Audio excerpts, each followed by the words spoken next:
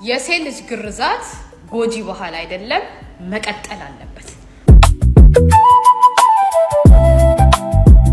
ድንግል ያልሆነች ሴት ማለት ነው እንዳታገቡ ወንዶች ማለት ነው እግዚአብሔርን እንዳታገቡ ካንተ ጋር ተኝታ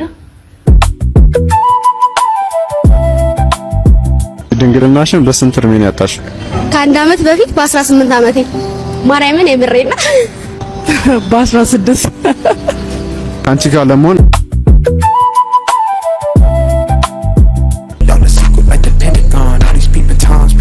በመጨረሻም እንግዲህ ከኢንስታግራም ጋር ኮላብ አድርጎ Where are you from? I'm originally from Ethiopia. How long have you been in New York City? ይህች ወጣት በኢትዮጵያ ገቢዎች ሚኒስቴር ውስጥ ከፍተኛ ባለስልጣን የነበሩ የባለስልጣኑ የአቶ ዘሱ ወልደ ጊዮርጊስ ልጅ መሆኗ ተነግሯል። Hey, I got your name tag. Dude. Tina. Balon. Hi, honey. You scared me. You scared me.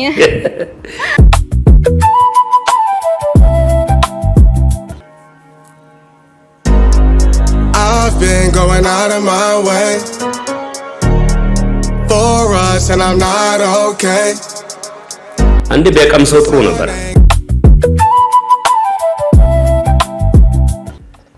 መከረኛዋ እናት ውሃው ከመጠን በላይ ሞልቶ እየተምዘገዘገ ጥቃሻ መስሎ ይታያል።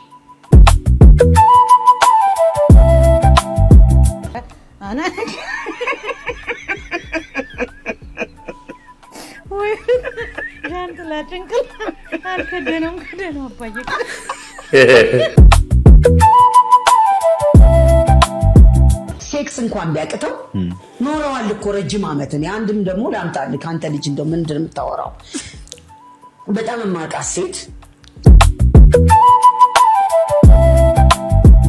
የፒያሳ ልጆች የመርካቶ ልጆች የቦሌ ልጆች አምላኬ ትልቅ ነው ብርቱ ነው ሁሉን ቻይ የሚያቅተው ነገር የለም። Hello humans ስንት ሺህ ኮሜንት አንብያለሁ። ይሳቅ አንተ AI ነህ እንዴ? የቻትጂፒቲ ቀልድ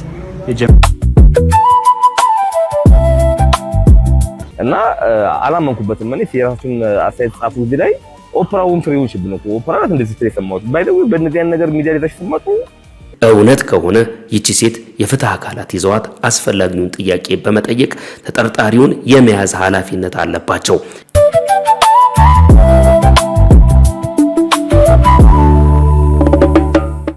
ሰላም ውድ ተመልካቾቼ እንደምን አላችሁ? እንደገና በሌላ ቪዲዮ ተመልሼ መጥቻለሁ። እስከ መጨረሻው ድረስ አብራችሁኝ እንድትቆዩ የዘውትር ጥሬ ነው ማለት ነው። ለዚህ ቻናል አዲስ ከሆናችሁ ሰብስክራይብ ማድረጋችሁ እንዳይዘነጋ፣ እንዲሁም ደግሞ ቪዲዮውን ስትጀምሩ ላይክ በማድረግ ጀምሩ። ዛሬ በጣም በርከት ያሉ ቪዲዮዎች ናቸው ያሉት። በእያንዳንዱ ጉዳይ የራሳችሁን አስተያየት መስጠት ይቻላል። የአስተያየት መስጫ ሳጥኑ ክፍት ሆኖ የሚጠብቀው እናንተን ነው ማለት ነው። በቀጥታ ወደ ቪዲዮዎቹ እንግባ። Really young, giving dividends. I'm trying to boost your career and all. Know you got a bench, you ain't got one with the ceiling gone. If you wanna get it gone, give me the experience. Make me a believer like a feature at the cinema. Then we gotta keep it all a secret like the Pentagon. All these people times, people asking. እንግዲህ በጣም ለረጅም ጊዜ ስንጠብቅ የነበረው ቃሉ ፑቲክ AI ነው እስከሚባል ድረስ በርካታ ነገሮች ሲወሩበት ከርመዋል። በመጨረሻም እንግዲህ ከኢንስታግራም ጋር ኮላብ አድርጎ ቪዲዮ ሰርቷል ማለት ነው። የዓለም ዋንጫን በተመለከተ የምትመለከቱት አውትፊት እንግዲህ ከዓለም ዋንጫ ጋር የተያያዘና ከኢንስታግራም ጋር ኮላብ አድርጎ የሰራው ስራ ነው። በአንድ ሰዓት ውስጥ አካባቢ ወደ 36 ሚሊዮን ሰው አካባቢ ተመልክቶት ነበረ። ይሄ ደስ የሚል ስኬት ነው። እንግዲህ ቆንጆ ማናጀር፣ ጎበዝ የሆነ ማናጀር እንዳለው የሚያስታውቅ አይነት ነገር እየታየበት ነው ያለው። በጣም በርካቶቻችሁ በዚህ ጉዳይ ላይ ለምንድን ነው ምላሽ የማይሰጠው? ለምንድን ነው የሚዘገየው? ሉዝ እያደረገ ነው። በተለያየ መንገድ ሀገራችንም ልትጠራ የምትችልበትን ቆንጆ ኦፖርቹኒቲ ሉዝ እያደረገ ነው ያለው እና ለምንድን ነው ይሄንን የሚያደርገው ብላችሁ ስትጠይቁ ነበረ። በመጨረሻም እንግዲህ የሚጠበቀው ስኬት ላይ ደርሷል ማለት ይቻላል። ከዚህ በኋላም ትልልቅ ነገሮችን እንደሚያሳየን እርግጠኞች ነን ማለት ነው። እንግዲህ የሱን ስኬት የሱን መልካም ነገር ስትጠብቁ የነበራችሁ ሰዎች እንኳን ደስ አላችሁ ለማለት እወዳለሁ። በቀጣይነትም ሀገራችንን የሚያስጠራ ቆንጆ ነገሮችን ሊያሳየን የሚችል ገና ታዳጊ እንደሆነ እናምናለን። መልካም እድል እንዲገጥመው ተመኙለት ማለት ነው። በኮሜንት ሴክሽንም ሐሳባችሁን መልካም ምኞታችሁን እንድታጋሩ ነው እንፈልጋለን። ከዚሁ ጋር እንግዲህ በተያያዘ በውጭ ሀገር የምትኖር አንዲት ኢትዮጵያዊ ከሰሞኑ ማህበራዊ ጉዳይ ላይ በጣም መነጋገሪያ ሆናለች። ምንድነው የተፈጠረው ነገር? የተፈጠረውን ነገር ባጭሩ እንመልከት። What's your name? Vicky. Where are you from? I'm originally from Ethiopia. How long have you been in New York City? 2.5 years. How you like it here? I love it. I'm obsessed. Why'd you move here? I moved here to become a singer, actress, and I'm a model, so. And how is all of that going so far? So far it's going great. I'm a full-time acting and singing student and I'm loving it. ወደ አሜሪካ ከመጣች ገና 2 ዓመታት ብቻ እንደሆናት የገለጸችው ይህች ወጣት ጋዜጠኛው በኒውዮርክ ከተማ ለመኖር በወር ምን ያህል ወጪ እንደምታወጣ ላቀረበላት ጥያቄ የሰጠችው ምላሽ እጅግ አስደንጋጭ ነበር። በየወሩ ከ35000 እስከ 40000 ዶላር ወጪ እንደምታደርግ የተናገረች ሲሆን ይህንን ያህል ከፍተኛ መጠን ያለው ገንዘብ የምታገኝበትን የሥራ መስክ ስትጠየቅ ግን ምንም አይነት ስራ የለኝም ስትል ምላሽ ሰጥታለች። ይህ በየወሩ የምታወጣው 40000 ዶላር አሁን ባለው የኢኮኖሚ ሁኔታ ወደ ኢትዮጵያ ብር ሲቀየር ከ6.4 ሚሊዮን ብር በላይ የሚገመት በመሆኑ ያለምንም የሥራ ገቢ ይህንን ያህል የቅንጦት ህይወት እንዴት ልትኖር እንደቻለች በጠያቂውም ሆነ በተመልካቹ ዘንድ ትልቅ ጥያቄና መደናገጥን ፈጥሯል። ይሁን እንጂ ከጉዳዩ በስተጀርባ ያለው እውነት ሲመረመር ይህች ወጣት በኢትዮጵያ ገቢዎች ሚኒስቴር ውስጥ ከፍተኛ ባለስልጣን የነበሩ የባለስልጣኑ የአቶ ዘሱ ወልደ ጊዮርጊስ ልጅ መሆኗ ተነግሯል። የመረጃ ይፋ መሆኑን ተከትሎ በማህበራዊ ሚዲያ ላይ የሚገኙ በርካታ ኢትዮጵያውያን ከፍተኛ ድምጽ እያሰሙ ይገኛሉ። የኢትዮጵያ ህዝብ የዕለት ጉርሱን ለመሸፈንና የኑሮ ውድነቱን ለመቋቋም ሌሊት ከቀን እየደከመ በግዴታም ይሁን በፈቃደኝነት የሚከፍለው ግብርና ታክስ ለሀገር ልማትና ለህዝብ አገልግሎት መዋል ሲገባው የከፍተኛ ባለስልጣናት ልጆች በውጭ ሀገር ያለምንም ስራ በንጹሃን ዜጎች ገንዘብ እንዲባለ የቅንጦትና የአምሮት ህይወት እንዲኖሩበት መደረጉ እጅግ አሳዛኝና አሳሳቢ ክስተት ነው። እንዲህም አይነቶቹ ምናልባት በሙስናና በህዝብ ሀብት ያላግባብ መበልጸግ ላይ የሚነሱ ጥርጣሬዎች በተቋማት ላይ ያለውን የህዝብ እምነት ሙሉ በሙሉ የሚሸረሽሩ በመሆናቸው የሚመለከታቸው የህግ አካላት በባለስልጣናቱና በቤተሰቦቻቸው የሀብት ምንጭ ላይ ጥብቅና ግልጽ የሆነ ማጣራት ሊያደርጉ እንደሚገባ የብዙዎች ድምጽ እየሆነ ነው ይላል ኢትዮ ሊድ ላይ ያገኘሁት መረጃ። እንግዲህ በጣም በርካታ ሰዎች የዚች ልጅ ኢንተርቪው ካዩ በኋላ መረጃውን እየተቀባበሉት ይገኛል። ዛሬ እንግዲህ ጊዜው እንደድሮ አይደለም። የምታደርጓት እያንዳንዱ ነገር በሰከንዶች ውስጥ ወደ ማህበራዊ ሚዲያ ይመጣሉ። ከዛ በኋላ መነጋገሪያ መሆናቸው አይቀርም። ማምለጥም የሚቻልበት ጊዜ ላይ አይደለም ያለ ነው። ባለፈው ተመልክታችኋል። በአረብ ሀገር የሚኖሩ በኢትዮጵያውያን የሰዎች ዝውውር ላይ የሚሳተፉ ሁለት ሰዎች እንዴት ተደርገው ተይዘው ወደ ሀገር እንደገቡ ተመልክታችኋል ማለት ነው። በጣም አስገራሚ ነገር ነው። እንቀጥል። Hey, I got your name tag. ቲና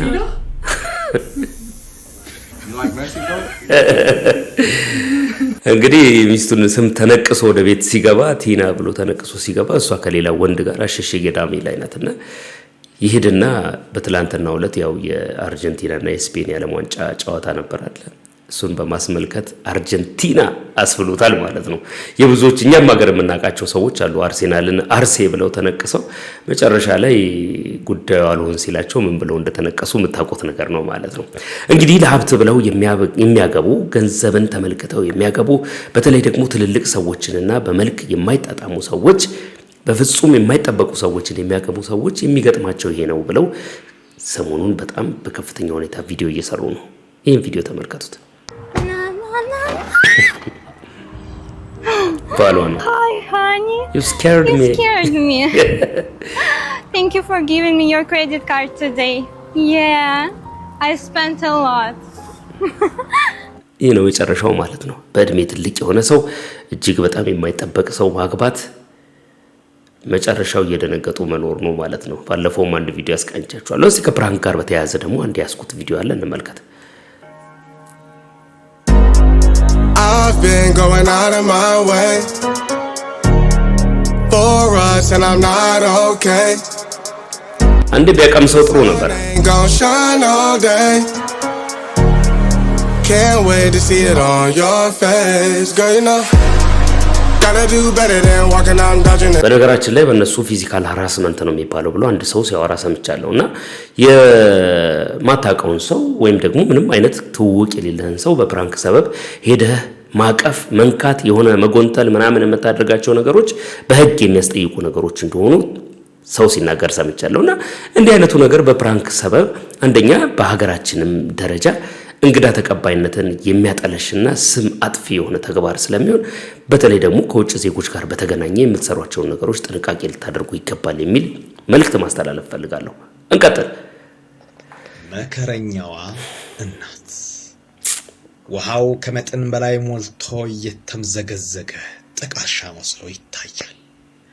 በጀርባዋ ተሸክማ የምትወደውን አንዱን ፍሬ ሕፃን ልጇን ነገር ግን ማዶና ወዲህ ማዶ ሆነው የወጠሩትን ገመድ ይዛ ለመሻገር እየጣረች ያለች ጀግና ብርቱ ናት። ይህ የሚኖር ሕይወት እንጂ ድራማ እንዳይመስላችሁ። በገጠሪቷ ኢትዮጵያም እንዲህ አይነት መሰል አደገኛና የሚያስፈራ ተምዘግዛጊ ወራጅ ውሃ ያለባቸው ድልድይ ያልተሰራላቸው ልጇን የተረጠቀች እናት ብዙ ነገሮች አሉ። ታስታውሱ ከሆነ አብርሃም ወልዴ የሚባለው የኢትዮጵያ አይዶልሽ ውድድር ላይ አንድ ግጥም ነበረው። እንደውም ይሄም ግጥም ረስቼው ነው እንጂ በጣም እንግዲህ የሚያልፉበት መንገድ የሚያሰቅቅ እጅግ በጣም የሚያስፈራ ነው። በገጠር እንደዚህ ያለ ነገር አሁንም እንዳለ መመልከቱ እጅግ ያሳዝናል። እንግዲህ ቅድም እንደተመለከታችሁት በቅንጦት የሚኖሩ ሰዎችና መሰረታዊ ነገርን አጥተው የሚኖሩ ሰዎች ልዩነት በዚህ ደረጃ በሀገራችን መሆኑ እጅግ በጣም የሚገርምና የሚያሳዝን ነው ማለት ነው። በጣም ያሳዝናል። ድልድይ ቢሰራላቸው መሻገሪያ ነገር ቢኖራቸው ህይወታቸውን የሚያቀልላቸው ነገር ቢኖራቸው እንዴት መልካም መሰላችሁ። ማዘሬን የሚያናድዷት 8 ነገሮች። 1 ከቤት ስወጣ። እናትን በተመለከተ እንግዲህ በርካታ ነገሮች ይነሳሉ። እናቶች ለልጆቻቸው የሚያደርጉት ነገር በተለይ በሁሉም በሚባል ደረጃ ኢትዮጵያውያን ቤት ውስጥ የሚታይ ነገር ነው። ማዘርን የሚያናድዷት 8 ነገሮች ብሎ የሰራው ልጅ ትክክል ነው። አንዱም አልጎደለበትም፣ እንደውም ቢጨመር እንጂ። ማዘሬን የሚያናድዷት 8 ነገሮች። 1 ከቤት ስወጣ። 2 ከቤት ሳልወጣ ስቀር። 3 ብዙ ስበላ። 4 ሳልበላ ስቀር። 5 ብዙ ስተኛ። 6 ሳልተኛ ስቀር። 7 መልስ ስመልስላት። 8 ሳልመልስላት ስቀር። ይሄ በነገራችን ላይ በኢትዮጵያዊ ቤት ውስጥ የተለመዱ ነገሮች ናቸው። መልስ ትሰጠኛለህ እንዴ ደግሞ ብለህ ንቀት ነው መልስ ማሰጠኝ። ሁሉም ቤት አለ። በጣም የኢትዮጵያዊ እናቶች ተመሳሳይ የሆነ የሚጋራቸው ነገሮች አሉ። ምግብ ማትበላ ከሆነ ምን ስለሆነ ነው ማትበላው? ትበላታለህ ታጎርሳለች። ማትበላ ከሆነ በጣም የምትበላ ከሆነ አልበዛም ለምንድነው ማትረጋጋው? ሁሉም ቤት እንደዚህ አይነት ተመሳሳይ ነገሮች ስለሚስተዋሉ ነው። በጣም ቆንጆ አድርጎ ነው የሰራውን። ቀጠል። ይህ የምታዩት ሰውዬ እንግዲህ ከታች ጎልማሳ ከላይ ጎረምሳ ለመሆን ነው። ጸጉሩ እንደ ጎረምሳዎች ተቆርጧል። ሞቆት ነው፣ ፊቱን እየጠረገ ነው። በቃ ሙቀት ነው፣ አልቻለውም። የሞቀው ነው። በፎጣው ትንሽ ጸጉሩን ከፈተ። አና ወይ ጃንጥላ ጭንቅል አልከደነም። ከደነው አባዬ ረስቶ ስንት ሴቶች እንደ ቻይናዎች ከብቶ ስንት ወንዶች ናቸው ማታገባቸው ልቃችሁ እንደ ካልሲ ጠረጴዛ ላይ ደርዳችሁ በስመ አብ ገበና ይላል ሰው መሳይ በሸንጎ ማለት ሰውዬ ቢቀርስ ግን እንደዚህ አይነት ስቃይ መድኃኔዓለም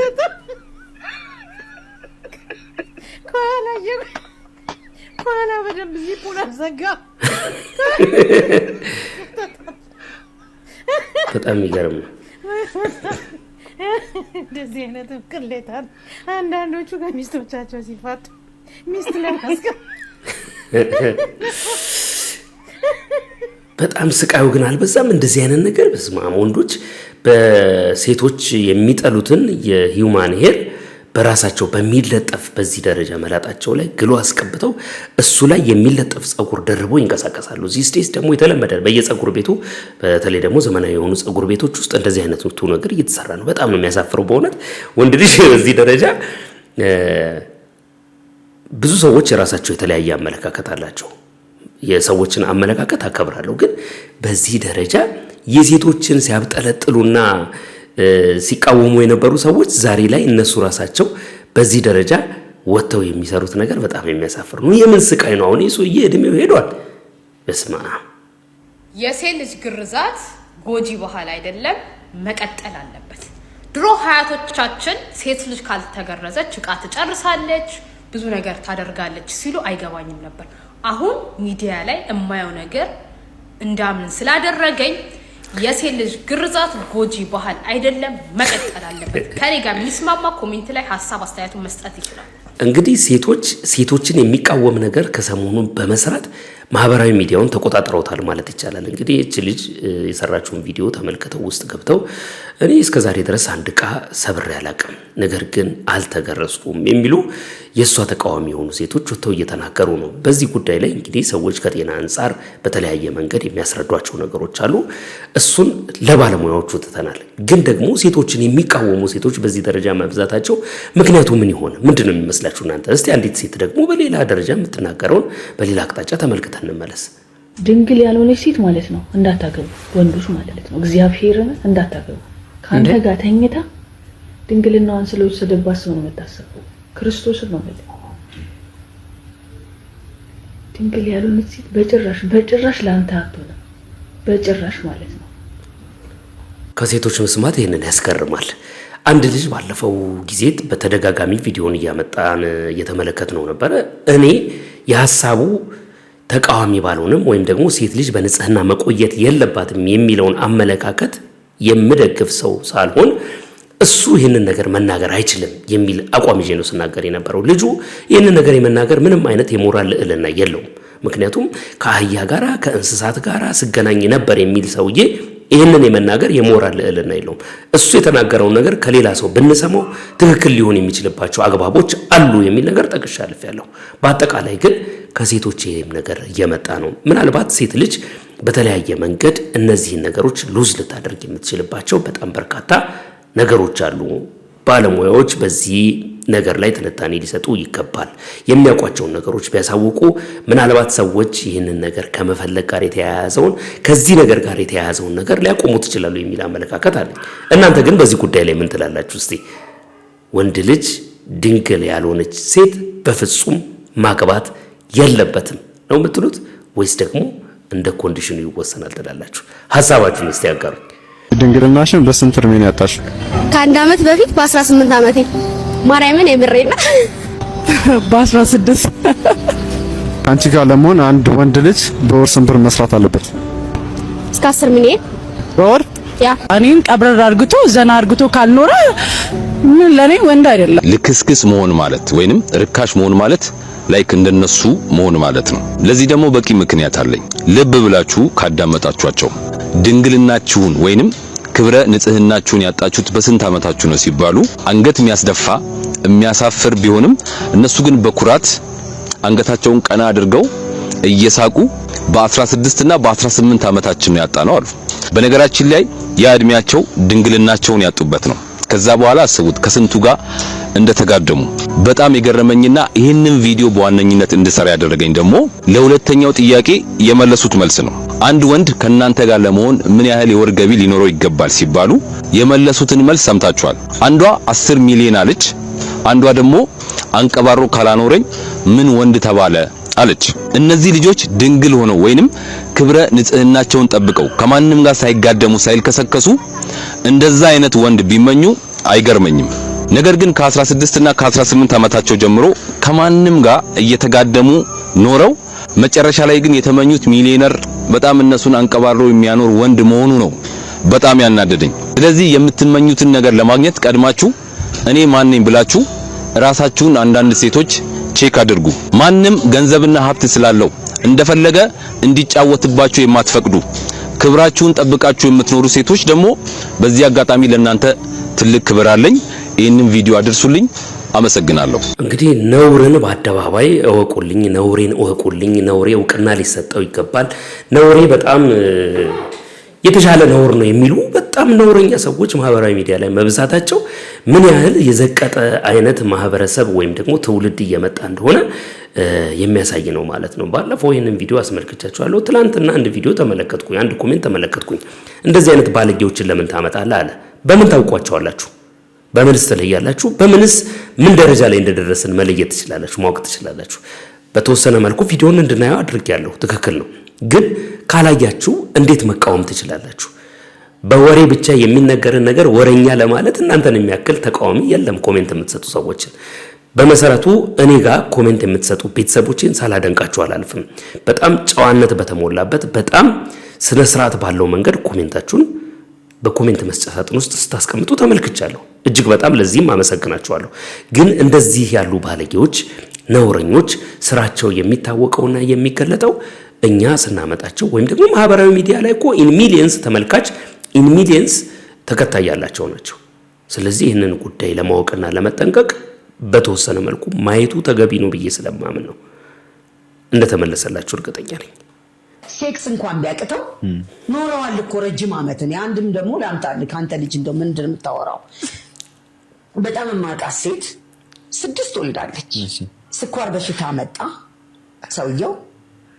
አንዳንዱ ስኳር በሽታ አይጨርስበትም ሴክስን፣ አንዳንዱ ደግሞ ብን ያደርግበታል። በኋላ ለካ ሲተኙ እየባጠጠ ተቸግሯል። ያው ፍላጎቱም ቢኖር የለም። ያ ከምሬ ነው። ይሄ እንትን ብትለው ብቆርጦ ደስ ነው የሚለኝ። ለምን መሰለህ? ይሄ መግባት ያለበት ነው። ይቺ ሴት 6 የወለደችለት ቢቀር ሴክሱ እንግዲህ በ70 ዓመት ለመንደፋደፍና አጥማጂ ውሃ ላይ ከመሆኑ ውጪ ምን ይመጣል? እኔ አያስቀኝ። ከዛ ሽምግልና ተቀመጡ። እንደነገርኩህ እኔ በጣም ግልጽ ስለሆንኩ መስከረም እንዳትሰማ ተባለ። ከዛ ተሰብስበዋል። ከአዲስ አበባ መጥቼ እዛ እነዛ ሰዎች በራፍ ሳልፍ ሴቶች አየሁ። እንደምናችሁ ወረድኩና ከመኪና ደህና ናችሁ ምናምን አልኩና እንደው ምን አጋጠማችሁ ስል መቼም ከመሀል አይጠፋ አንዷ ሹካለ ስትነግረኝ እንዴ እሷ አሁን እሱን በትንፋሽ ለመግደል እሷም ለመሞት ካልሆነ በዚህ ላይ አልተሰራ እንደዚህ ትላለች እሷ አልኩኝ። አዎ በቃ ስም በይ እንዳትነግሪ እንዳይሰማ ምናምን ተባለ። ዋናዋን ራሷን አገኘኋት። እንዴት ነሽ? ደህና ነሽ? እንደምን ነሽ? ምናምን አልኳትና ደህና ነኝ እግዚአብሔር ይመስገን። እንደው እንዴት ነሽ? እኔ እኮ ባለፈው ተሰብስባችሁ እና አለችኝ። አሁን አንቺ ነጩን ለብሰሽ በቋሚያሽን ይዘሽ እሱንም በትንፋሽ አንቺን በትንፋሽ ከምትሞቱ ሁሉ ነገር ትንፋሽ ይፈልጋል። ብለህ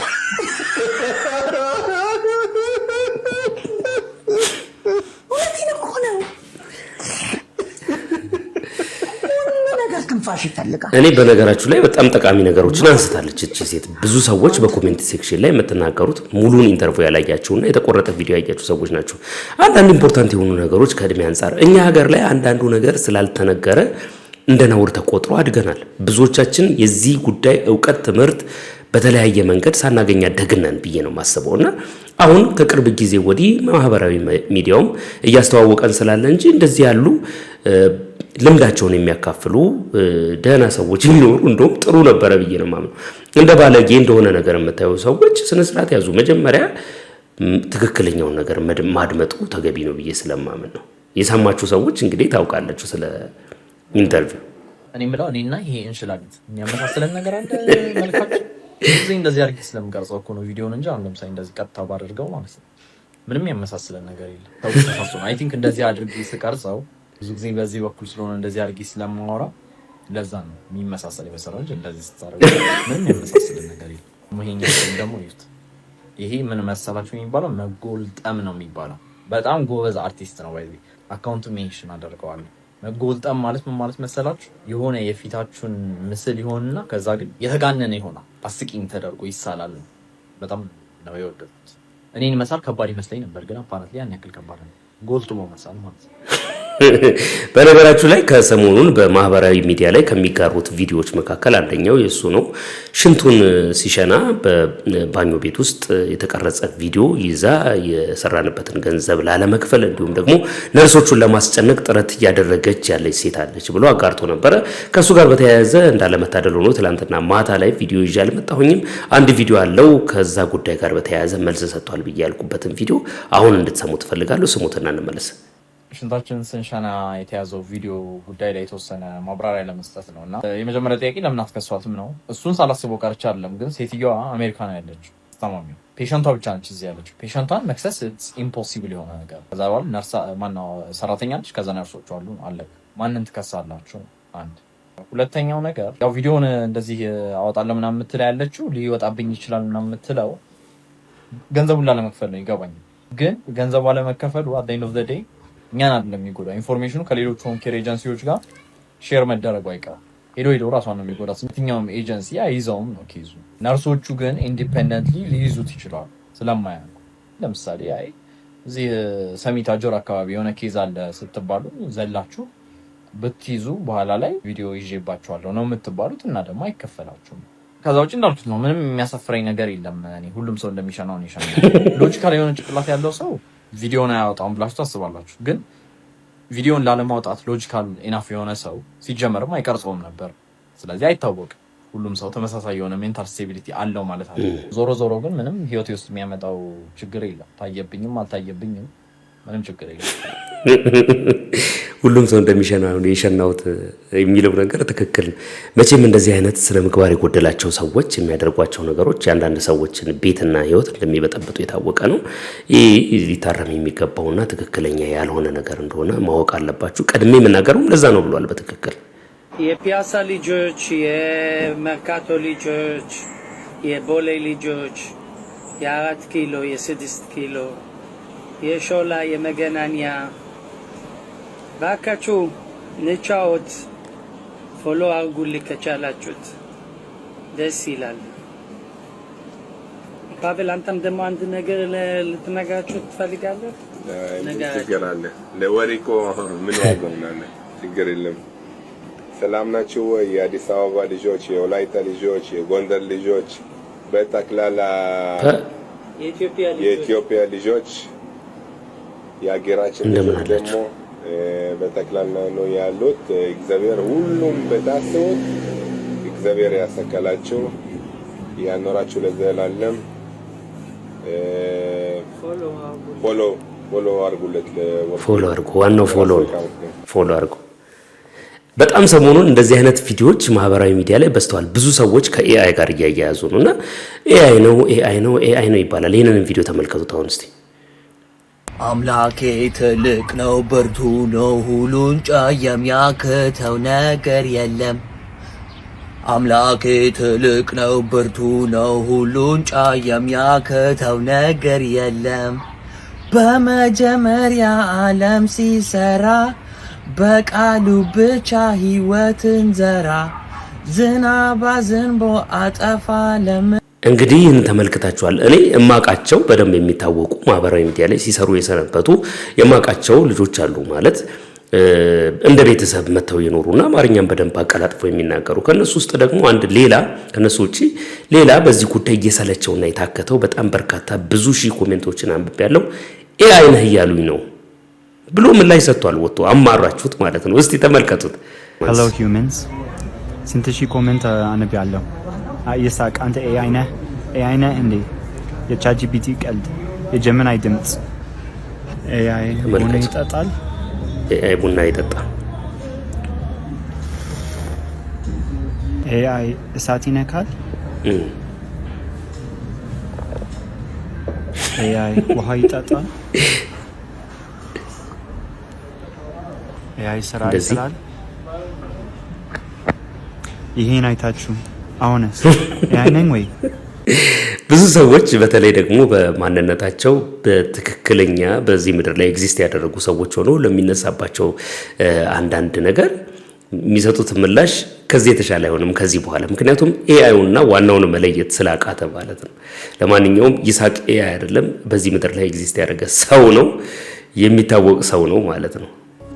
እቺ ጋር እዚህ ጋር የምታዩት ሙሽራ ስሙት ባሏ ለሰርጓ ቀን ቀርቶባት በዛ ያበደች ክህደት ያሳበዳት ናት እና ሁሉ ጊዜ አርባ ደህና ልብስ ለብሳ ትመጣና ቅዳሜ ሰርጌ ነው ስራኝ ሜካፕ ስራኝ ፀጉር ስራኝ ብላ ትሰራለች ብሩንም ትከፍላለች ከዛ በኋላ ግን ቅዳሜ ሲሆን ሰፈሩን እየጮኸች በተለያየ አይነት ነገር ትበጠብጣለች እና እኔ ለመጀመሪያ ጊዜ ሳቅ ነገ ሰርጌ ነው ና ብላኝ እየሰራኋት እሺ ብዬ ሄድኩ ገና የመጀመሪያ ቀን ስንተዋወቅ ስሄድ በነጋታው ሰፈሩን ስትበጠብጥ ስትጮህ ነበር ያየኋት እና በጣም ነበር የደነገጥኩት እና የሚያውቅ የሰፈር ሰው ነበር የነገረኝ ክህደት እንዳሳበዳት እና ክህደት የምትጠብቁት ውጤት ብቻ አይደለም የሚያመጣው ክህደት በጣም መጥፎ ነገር ነው ክህደት የሚባል ነገር በዚህ ምድር መኖር የለበትም እባካችሁ በሰው ህይወት አትጫወቱ አንዳንድ ሰው የምር ይወዳል የምር ያፈቅራል የምር የተሰጠ ህይወት ይኖራል ከዛ በኋላ የሚፈጸምበት ክህደት ለእብደት ይዳርገዋል ማለት ነው እንደዚህ እጅግ በጣም ያሳዝናል አንድ የሰማው ታሪክ አለ እኔ ማቀው በዚህ ደረጃ ባይሆንም የሰማው ታሪክ አለ በጣም የሚያሳዝን ነው እንቀጥል እስቲ ከሰሞኑን ማህበራዊ ሚዲያ ላይ በጣም መነጋገሪያ የሆነና ብዙ ሰዎች ቪዲዮን እየተቀባበሉት ያሉት ጉዳይ ከዛ ደግሞ ውሸትም ነው እየተባለ ስለሆነ በዚህ ጉዳይ ላይ እናንተ ያላችሁ አስተያየት ምንድነው የሚለውን ለመጠየቅ እንዲሁም ለማወቅ በጉዳዩ ላይ መጥቻለሁ ከዛ ባለፈ ግን ራሷ ወጣ የተናገረችውን ቪዲዮ መጀመሪያ እንመልከትና እንመለስ ሰላም እንዴት ናችሁ ደህና ናችሁ ከትላንት ጀምሮ በጣም ብዙ ሰዎች ስትደውሉልኝ ነበር ኢንቦክስ ታረጉልኝ ነበር ኢንስታግራም ላይም ከሀገር ውስጥም ከሀገር ውጭም ደውላችሁልኛል እኔና ልጄ በጥሩ ደህንነት ላይ ነው የምንገኘው አሁን ያው ጉዳዩን የሚመለከተው አካልና ሌሎች ሰዎችም እየተነጋገርንበት ነው ግን እኔ በጣም ደህና ነኝ ልጄ በጣም ደህና ናት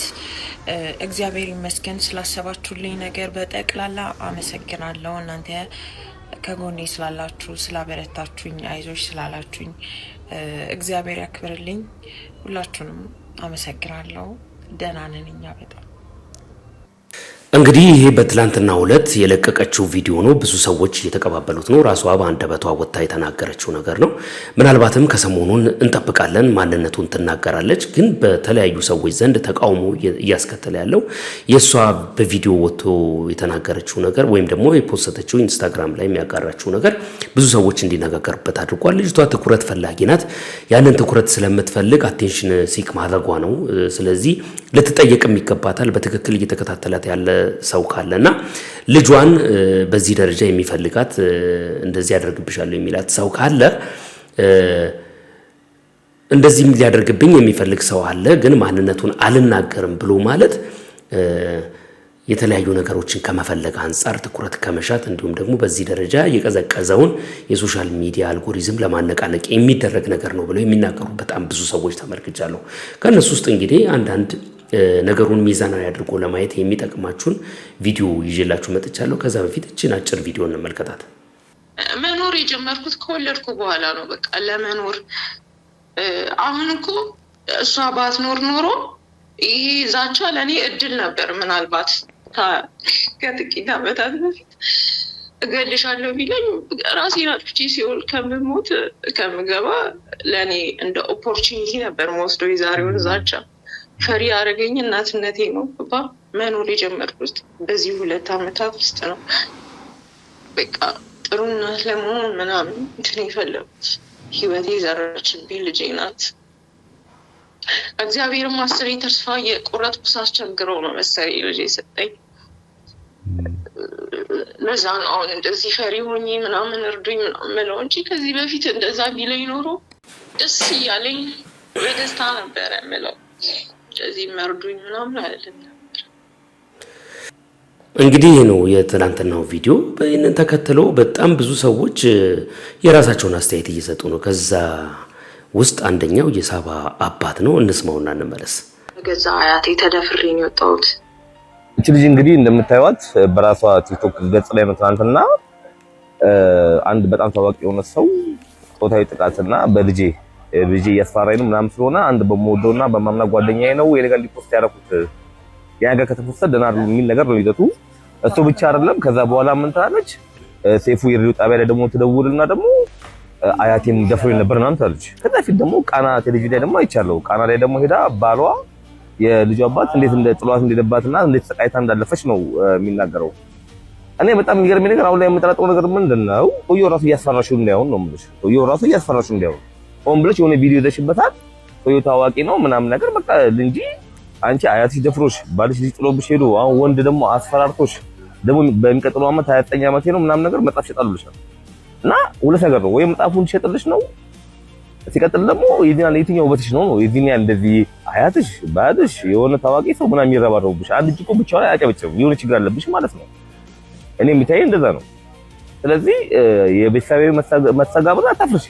አያትና ልጅ ሬር ሊፈጠር ይችላል ግን አንቺ በምትይበት እንደዚህ ባልሽ አሁን ሌላ ሰው ኧረ እና አላመንኩበትም። እኔ የራሱን አስተያየት ጻፉ እዚህ ላይ ኦፕራ ዊንፍሪውን ሽብነ ኦፕራ ናት እንደዚህ ስለሰማሁት ባይደው በእነዚህ ነገር ሚዲያ ላይ ተሽመጡ አንዳንድ አቀንቃኝ ሲሽመጡ አቀንቃኝ ምናምን ባሉ ሰዎች የተወሰነ ሳንቲም ጠብ ያደርጉላቸው የታወቀ ነገር ነው እንጂ መሀል አዲስ አበባ ከተማ ላይ ቁጭ ብለሽ ለ500,000 የቀረበ ፎሎወር ይዘሽ የሴቶችና ህፃናት ጉዳይ ሚኒስቴር ባለበት ሀገር ፖሊስ ባለበት ሀገር ላይ የገጠር ሴት እንኳን መብቷን በምታስከብርበት ሀገር ላይ አንቺ መጣሽ እንደዚህ ሌላ ተረተታ አታውሪብን። እሺ ሼር ኮፒንግ ሪፖርት ያደርጋችሁ አድርሱላት። አመሰግናለሁ። እንግዲህ ምንድነው ፖይንቱ እዚህ ጋር በጣም ሀገሪቷ ህግ የላትም ወይም ደግሞ በዚህ ደረጃ ሀገሪቷ ላይ ያለው ህግ እየሰራ አይደለም ለማለት ካልሆነ በስተቀር በዚህ ደረጃ ልጄንና እኔን አደጋ ውስጥ ሊከተኝ የሚችል የሚታወቅ ሰው አለ ካለች ፖሊስ ልጅቷን ይዞ ሊመረምራት ይገባል የሚሉ የተለያዩ ሰዎች በዚህ አቅጣጫ ወጥተው እየተናገሩ ነው። ሰምታው ሊሆን ይችላል እሷም ሌሎችም ሰዎች ይህንን ነገር ሲቀባበሉ ተመልክቻለሁ። መቼም አንድ አእምሮ ያለው ሰው ነገሮችን በትክክል ያገናዝባል፣ ያጣራል፣ መሆን ያለበትን ነገር ለማድረግ እርምጃ ወደሚወሰድበት ተቋም ይሄዳል። ከዚህ ጋር የተያያዘ አንድ ጠንካራ ጽሁፍ ኪራ አቢጋሮ ያጋራውን ጽሁፍ እንመልከተው እስቲ። ስለ ግለሰቦች ምንም ነገር ባልጽፍ ደስ ይለኛል። በተለይ በማህበራዊ ድረ ገጽ ላይ ወልደው እናት መሆን ስለማይችሉት አግብተው ትዳራቸውን በታይታ ስለሚያጡት ምናምንቴዎች ባልጽፍ ደስ ይለኛል። ይችን ሴት የማውቃት በቲክታክ ፕላትፎርም ላይ አንዲት ታዋቂ ቲክታከር ስትሰድብ ነው። በእርግጥ እዛ ያደረሳት ግላዊ ምክንያት ሊኖራት ይችላል። ግን የዛችኛዋ ቲክታከር ንቀትና በራስ መንገድ መጓዝ ይችኛዋን ሰዎች እንዲታዘቧት አድርጓት ነበር። ዛሬ በጠዋቱ ስልኬን ስከፍት ያስገድዶ መድፈር ሙከራ ተደርጎብኛል፣ በልጄ ያስፈራራኝ ነው፣ ልጄን ሊገድሉብኝ ነው ስትል ሰማኋት። የሴት ጥላቻዋን በአደባባይ እንዳልገለጸች ጉዳዩ በሴቶች ላይ ሊደርስ የሚገባው አይደለም ስትልም ነገሩን በጽኑ ኮንናለች። በእርግጥ በዚህ ልክ የወንጀል ሙከራ እየተደረገባት ማንነቱን ለመናገር መፍራቷ ወይ ከመጀመሪያውም ፈዛዛ የነበረውን እውቅና በዚህ መንገድ አስታኮ ለማግኘት የተሞከረ ጥረት ነው። ካልሆነም ማንም ያስፈራራት ሰው የለም። አንዲት እናት ልጅሽን እገድለዋለሁ እየተባለች ማንነቱን መናገር አልፈልግም ልትል አትችልም። መናገር ካልፈለገች ደግሞ በማህበራዊ ድረገጽ መታ ድረሱልኝ ማለት አላማዋ ጉዳዩን ማራገብ፣ እውቅና መናፈቅ መሆኑን እንድንጠረጥር ያደርገናል። እውነትስ ቢሆን እንዴት ነው የምንደርስላት? መቼ ነው የምንደርስላት? እሷ ያላመነችበትን ህግ ማናምኑ እንዲያተርፍ ሽታ ነው። በግሌ ሴትዮዋ አትመቸኝም። ነገር ግን በልጇ ላይም ሆነ በሷ ላይ ምንም አይነት ወንጀል ቢፈጸም ልደሰት አልችልም። ስለዚህ እውነት ከሆነ ይቺ ሴት የፍትህ አካላት ይዘዋት አስፈላጊውን ጥያቄ በመጠየቅ ተጠርጣሪውን የመያዝ ኃላፊነት አለባቸው። ውሸትም ከሆነ በቀጣይ ሌሎች ለእውቅና ሲሉ የሚሄዱበትን ነውረኛ አካሄድ የሚያስቆም ቅጣት ሊቀጧት ይገባል። እኛም በአንድ ወገን እየሰማን መፍረድ ሰልችቶን ቀድሞ ያወራነውን መጠርጠር መጀመር አለብን። ዋቴቨር ልጅሽ ምንም አይሆን። ኪራ አቢጋሮ እግዚአብሔር ኢትዮጵያን ከክፉ አይኖች ይሰውራት በሚል ጽሁፉን አጋርቷል ማለት ነው። ይህ አንድ በሰል ያለ ነገሮችን መጠርጠርና መመዘን የሚችል ሰው የሚያጋራው ጽሁፍ ነው ብዬ አምናለሁ። ግን ደግሞ ልጅቱ በማንኛውም አይነት ሁኔታ ክፉ ነገር እንዲገጥማት የማይመኝ ማንኛውም ኢትዮጵያዊ፣ ማንኛውም እህትና እናት ያለው፣ ማንኛውም ደግሞ የልጆች አባት የሆነ ልጅ ባይኖረው እህትና ወንድም ያለው ከሰው የተፈጠረ ሰው በፍጹም የሷን ክፉ እንደማይፈልግ 100% እርግጠኛ ነኝ። ከዛ ባለፈ ግን እሷ ወጥቼ እናገራለሁ እስካለች ድረስ የሷን ንግግር ተከትሎ የትኛውም አይነት ቪዲዮ የትኛውም አይነት ጽሁፍ ቢጋራ ምንም ችግር የለውም ብዬ አምናለሁ። እኔ እንደ አንድ ኢትዮጵያዊ አንድ እህት እናት እንዳለው ሰው ለዚች ልጅ በጽኑ የምመኘው መልካም እንዲሆንላት ነው። ከዛ ባለፈ ግን እሷ ያንን ታዋቂ ሰው ወታ እስከምትናገር ድረስ ትልልቅ ሰዎች ወታችሁ ሚዲያው ላይ የምትጽፉ ሚዲያው ላይ የምትናገሩ ሰዎች የሷን ንግግር መጠበቁ ተገቢ ነው ብዬ አምናለሁ። ነጥብ እንዳያስጥላችሁ ጉዳዩ ማለት ነው። የምንወዳችሁን እንዳናጣችሁ፣ የምንወዳችሁን በዚህ ምክንያት እንዳንቀየማችሁ ማለት ነው። ስለዚህ እንደዛ ቢሆን የተሻለ ውጤት ይመጣል ብዬ አስባለሁ። የምትናገርበትን ቀን እኛም በጉጉት እየጠበቅን ያለ ነው። ምን እንደሚፈጠር አብረን የምንመለከተው ነው የሚሆነው ማለት ነው። አሳዩት። ስፖርት ሰርተህ ነው እርቦህ ነው?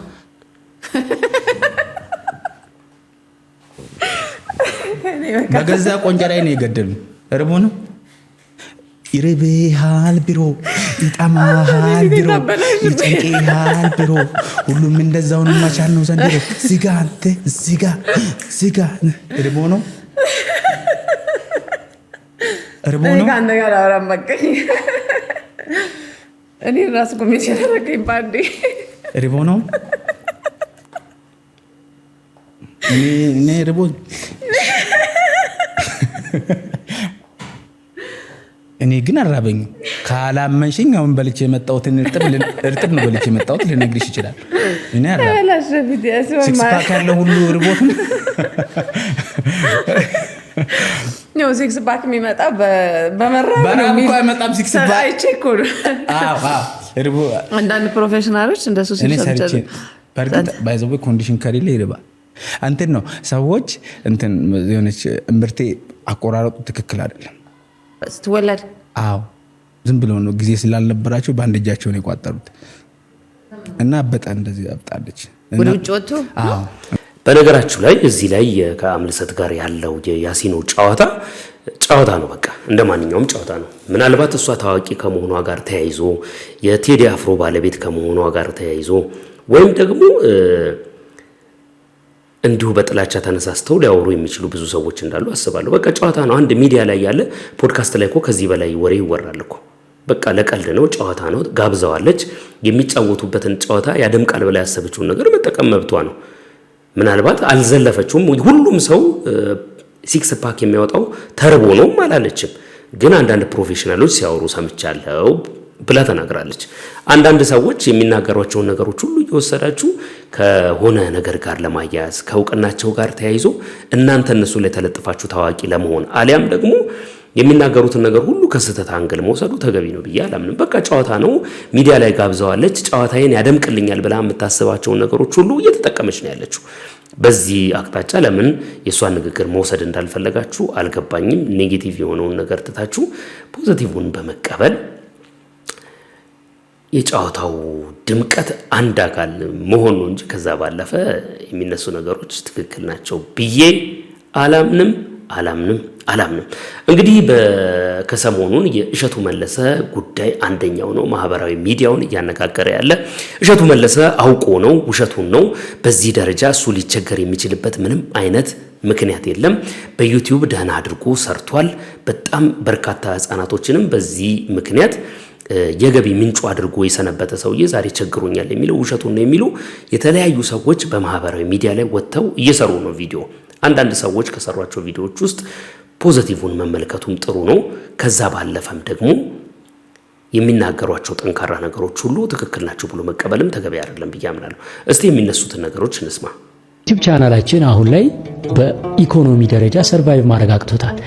ይሄን ሰርቫይቭ ለማድረግ ብዙ ነገር አድርገናል። ለምሳሌ በጣም ብዙ ሰራተኞች ይህ ሰውዬ ከሚሊዮነርነት ወደ ቀድሞ ማንነቱ ወደ ልመና ስራው የመለሳችሁ ኢትዮጵያውያን ክብር ይገባችኋል። እናመሰግናችኋለን። በጣም አፍልቶ ነበር፣ በጣም ጠግቦ ነበር። ኢትዮጵያውያን ጥጋበኞችን መቅጣት ያውቁበታል። አሁን እኮ ይሄ እኮ አዲስ አበባ ላይ እንደዚህ በሚዲያ ወጥቶ የሚለምን አዲስ አበባ ላይ ሁለት የተንጣለለ ቤት አለው እኮ መኪና አለው፣ ሌሎች ሀብት ንብረቶች አሉት። ያን ሁሉ ዞ ልክ እንደ አንድ ምስኪን ኢትዮጵያዊ በልቶ ማደር እንዳቃተው ኢትዮጵያዊ ወጥቶ ይለምናል። ድርጅቴን አድኑልኝ ይላል። ምን አባገባንኛ አንተ ድርጅት ቢከስር ባይከስር።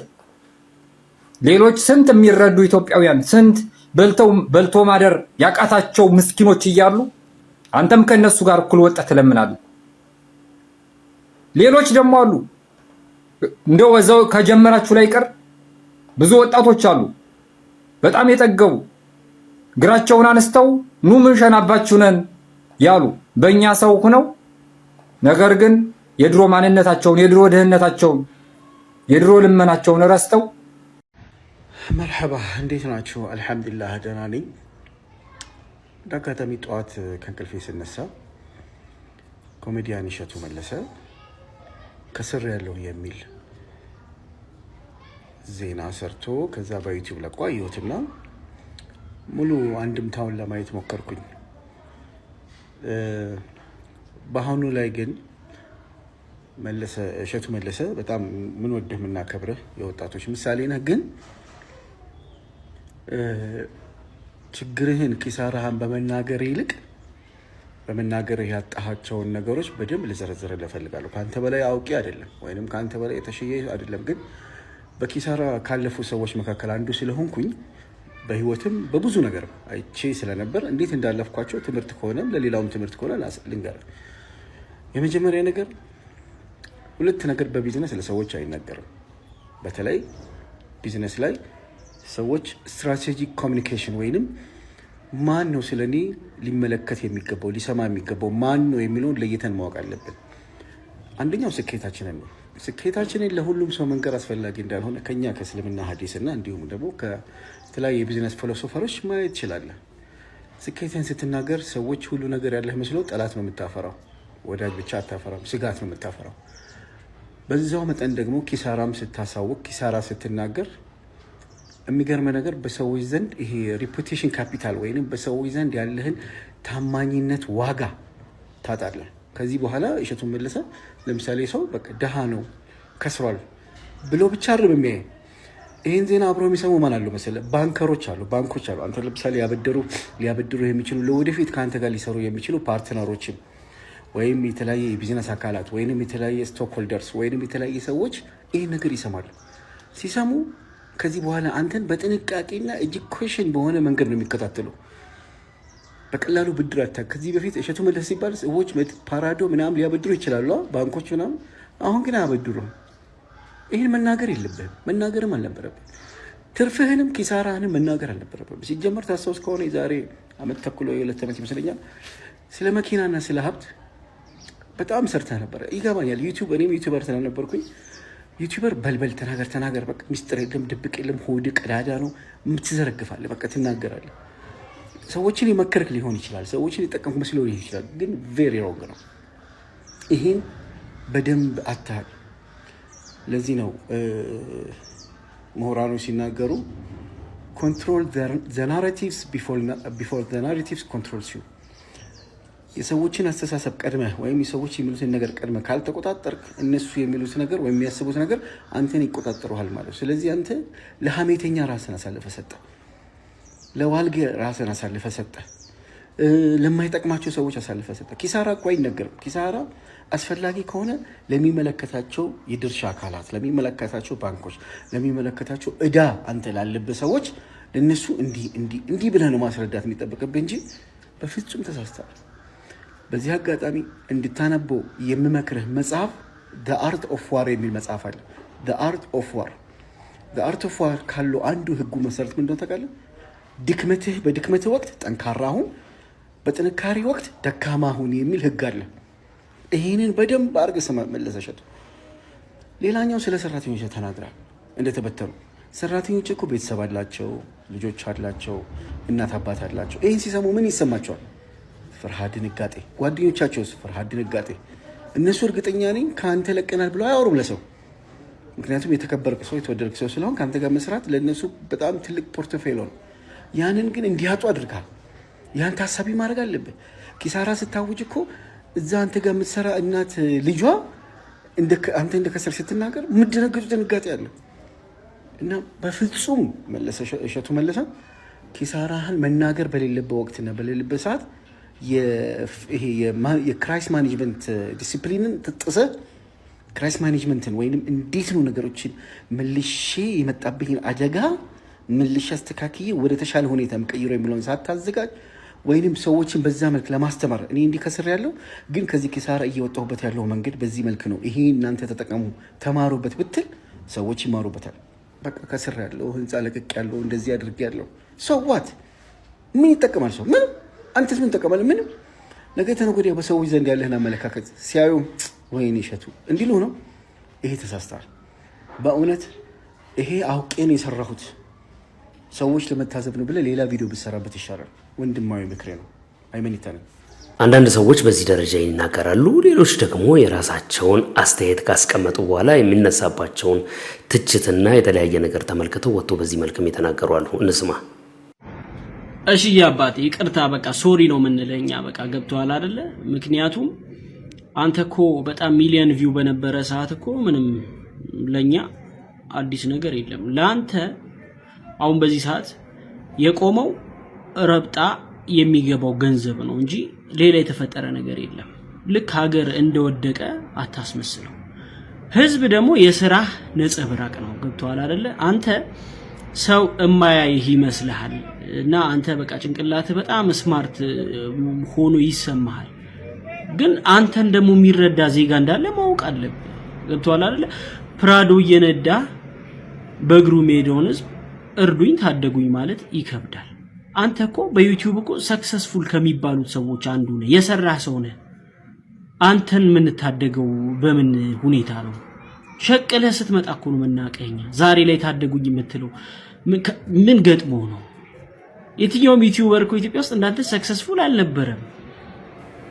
ገብቶሃል አይደል? ስለዚህ እኛ ካንተ የምንጠብቀው አሁን እርዱኝ ሳይሆን የሆነ ነገር ፈጥረህ ለዚች ሀገር የሆነ ለወጣቶች የሥራ ዕድል ፈጥረህ ማየት ነው አንተን የምንጠብቀው እንጂ ታደጉኝ እርዱኝ እንድትል አይደለም።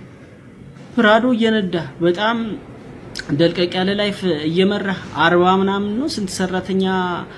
በነገራችን ላይ ሰራተኞቹ የሚሰሩት ለአንተ ነው ለኛ አይደለም። ሲሰሩ ያንተን ቢዝነስ ነው የሚያሳልጡት፣ ሌላ ነገር የለም። ዶንኪ ቲዩብን ቢቀጥል ለአንተ ነው የሚቀጥለው ለኛ አይደለም። በርግጥ ታርጌት ከስተመሮች እኛ እንዳልሆነ እናውቃለን። የውጭዎቹን ዶላሯን ነው የምፈልገው አንተ።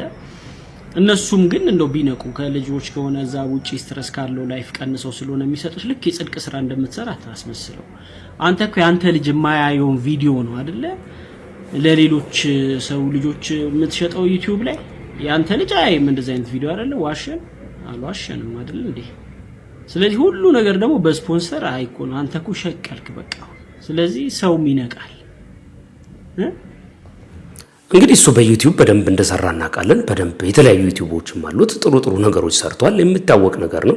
የምናውቃቸው ነገሮች አሉ። ከዚህ ጋር በተያያዘ ግን ዛሬ ላይ እርዳታ ወጥቶ የሚለምንበት ወይም የሚጠይቅበት መንገድ ትክክል አይደለም የሚሉ ሰዎች የራሳቸውን መከራከሪያ ነጥብ ያነሳሉ። እንግዲህ በሁሉም አቅጣጫ ያለውን ነገር መመልከቱ ተገቢ ነው ብዬ አምናለሁ። የኢትዮጵያ ሕዝብ እንደሆነ ልቡ ሩህሩህ ነው፣ ጨካኝ አይደለም።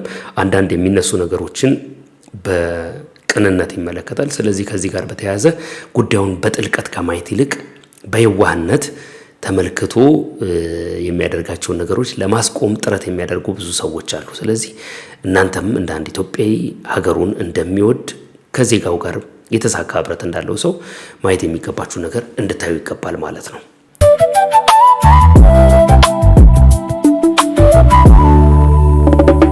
እንግዲህ ውድ ተመልካቾቼ ለሰዓቱ ያስኩላችሁ ቪዲዮ ይህንን ይመስል ነበር። እስከዚህ ሰዓት ድረስ ቪዲዮውን ከተመለከታችሁት ላይክ ማድረጋችሁ እንዳይዘነጋ ያስፈልገኛል። ላይካችሁ ብዙ ቦታ ቪዲዮ እንዲደርስ የሚያደርገው ላይክ ማድረጋችሁ ነው ማለት ነው። እንዳይዘነጋ። ሐሳብና አስተያየታችሁንም በሐሳብ መስጫ ሳጥን ውስጥ በነጻነትና በጨዋነት እንደተለመደው ሁሉ በቪዲዮዎቹም በፕሮግራም ይዘቶቻችንም ማስቀመጣችሁ እንዳይዘነጋ። ወዳችኋለሁ። በሌላ ቪዲዮ ተመልሼ እመጣለሁ። መልካም ጊዜ፣ መልካም ቆይታ ይሆንላችሁ።